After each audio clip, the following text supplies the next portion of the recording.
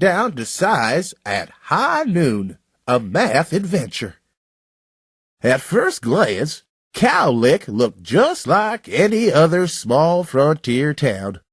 The people who lived there looked just like average everyday folk. That is, until their hats came off. The person responsible was Louis XIV. Louis was originally from France. Rumor had it that he was once the hair cutter to the king, but an accidental nip of a royal ear had made it necessary for Louis and his family to leave the country. Louis's hair creations were the pride of Cowlick. The key to Louis's fantastic haircuts was scale drawing.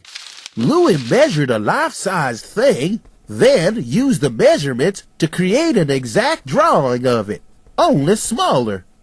Based on the drawing, Louis cut and sculpted and brushed and combed until, voila, you had a cow on your cranium or a hog on your noggin.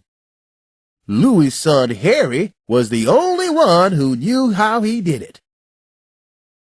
Today, Louis told Doc Lane, I think I will give you something especially useful.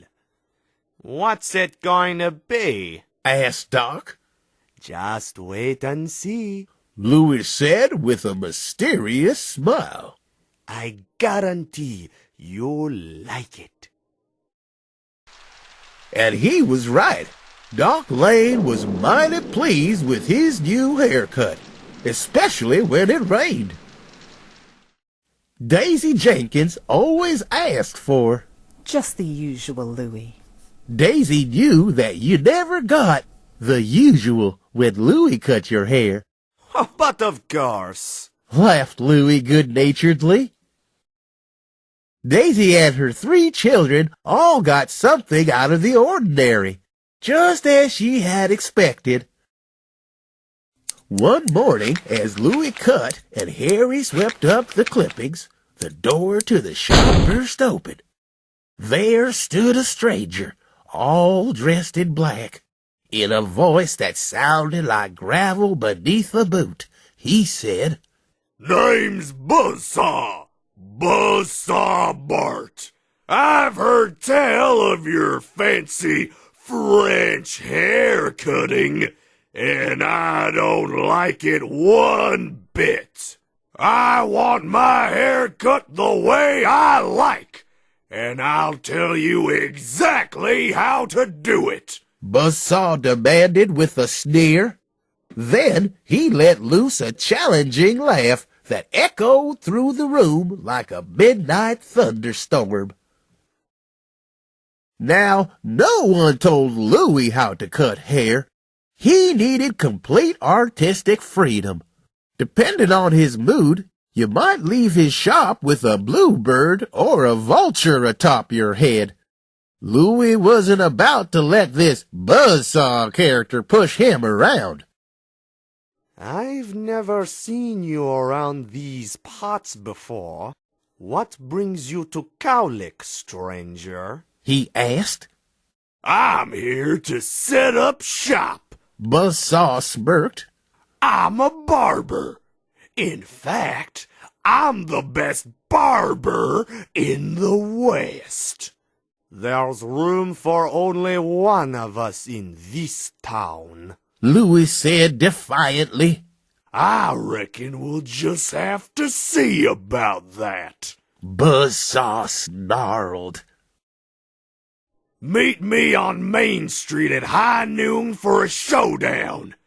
Then we'll see who sticks around and who hits the trail.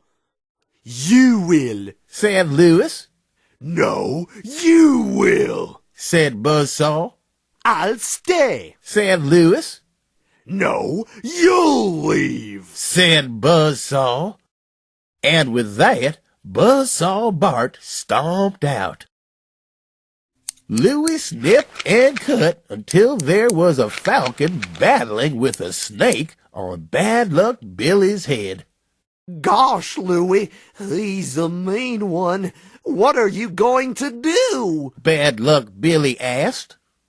Do? Louie laughed. Why, I'm going to cut that dull-edged varmint down to size. As the sun rose in the sky and high noon approached, all of Cowlick turned out onto Main Street, milling around like a bunch of restless cattle before a storm. The rustling and whispering died down when Louie and Buzzsaw stepped out into the middle of the street and squinted at each other. Then, as the sun reached its zenith, the two men strode toward each other until they were face to face, their hands poised above their holsters. The town clock struck 12. Faster than a rattlesnake strikes, they drew their weapons. Louie raised his scissors and started snipping and shearing furiously at Buzzsaw's hair. Buzzsaw started clipping and cropping Louie's hair with equal speed. Although the sun that day was blazing away in a clear blue sky, so much hair started to fly that soon it was as dark as a moonless night.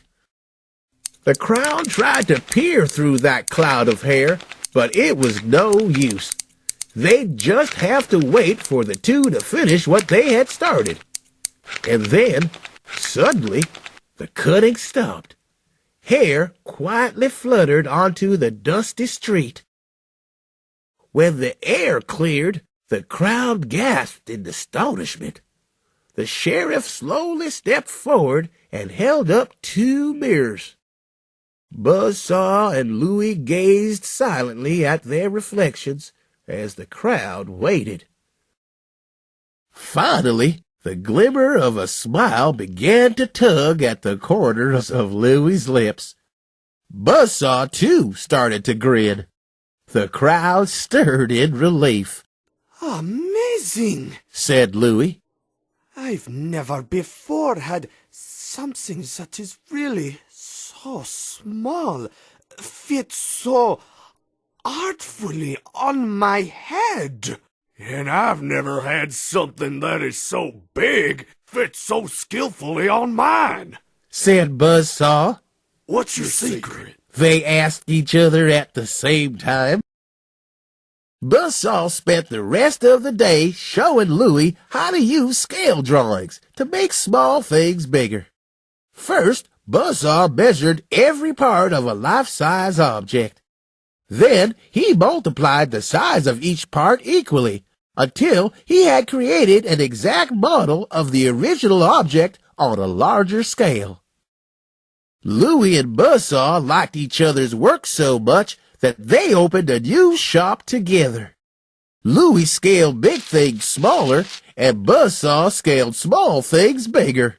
Both were amazed at the new possibilities. They particularly enjoyed working together.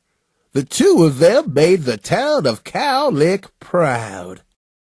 After their first year as business partners, Louie and Buzzsaw had a party. They invited the whole town and gave everybody haircuts for free. People came from miles around and had a hair-clipping, floor-thumping, barn-shaking good time. And Harry found something to do with all those hair clippings.